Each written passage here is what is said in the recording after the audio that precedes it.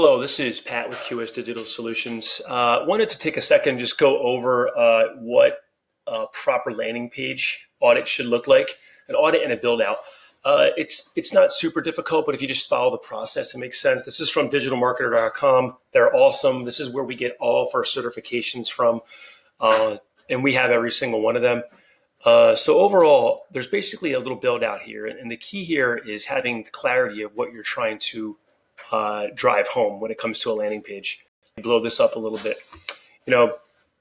and you can score your landing page here. And we have this in an Excel spreadsheet to add this up to make sure that, you're with your personality and you're getting your point across and you're layering in things like relevance and visualization. I think clarity is pretty straightforward. Obviously, depending on what you're trying to do, you don't want learning pages to be too wordy.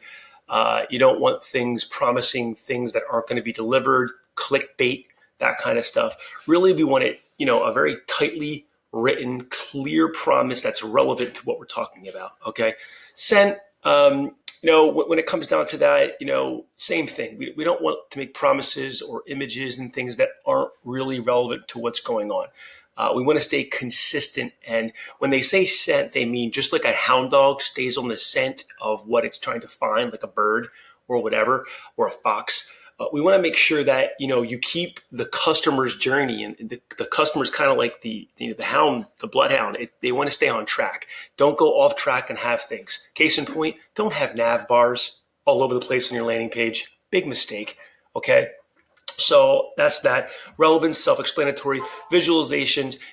Whenever you could use more of someone's senses, visual, auditory, together, you're going to go a long way.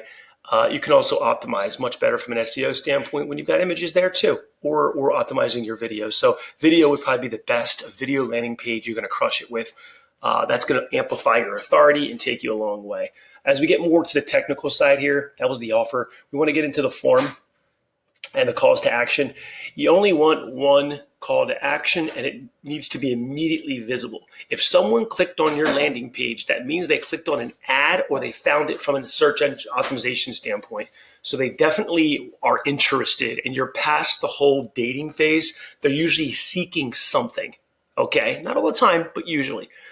So make sure you have a clear and immediate visible call to action that's sitting there. The next thing is the appropriate number of fields. You can test this by using Google Tag Manager, but you want to make sure if they're going to fill out information and you have this call to action to give their name, email, number, and address, make sure, how can I put this? Make sure the juice is worth the squeeze, right? You'll find this out if it's not working in a few different ways. There's things like Hotjar and Crazy Egg that you could use that show how a customer is kind of making its way visually through your website. And if you see them kind of moving their cursor and getting frustrated or starting to fill a form out and just stopping, that means your form's too long, man. You got to stop and shorten it up a little bit. The best way to test this is to beta test it. See how much information you can get. Data is king, but make sure that you create it up there. You don't want optional fields, definitely not. You want to have specific things they have to fill out. Just make sure it's relevant and what they're going to get is going to be worth it. Okay. Obviously, compelling headlines. I'm not going to get into copywriting on this, but make sure the copywriting is proper. A visible and noticeable call to action, pretty clear. That's same as the visible form. They should be right up at the front, at the top of the fold is what it's called, where you can first see everything from the landing page standpoint. The video, the form, and the call to action all should be there with the titling. Okay.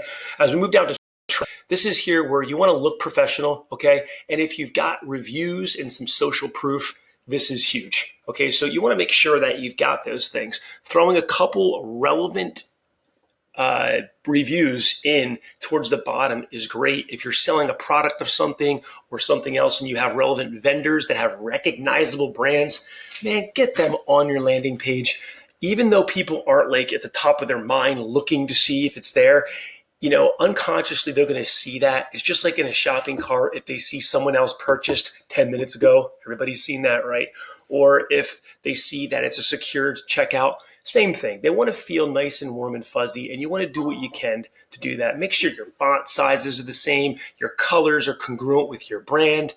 This is just excellence and attention to detail. Okay, so this is an example of that. I'm not going to go too much deeper into this. The other page I kind of wanted to show was the real breakdown of this, which I kind of set up separately here to create the score. And as you go through this, and you can get yourself anywhere between 90 and 100, I think you do a pretty good job. So I hope this helped. If you're building this out, build it on Elementor Pro, or use something that's easy to build and tweak your landing page. That way you can duplicate it later for other services and products that you're offering. Hope this helped. Thanks. As always, reach out to us at QS Digital. That's hello QS Digital at QS Digital, or 973-652-7377. Thanks.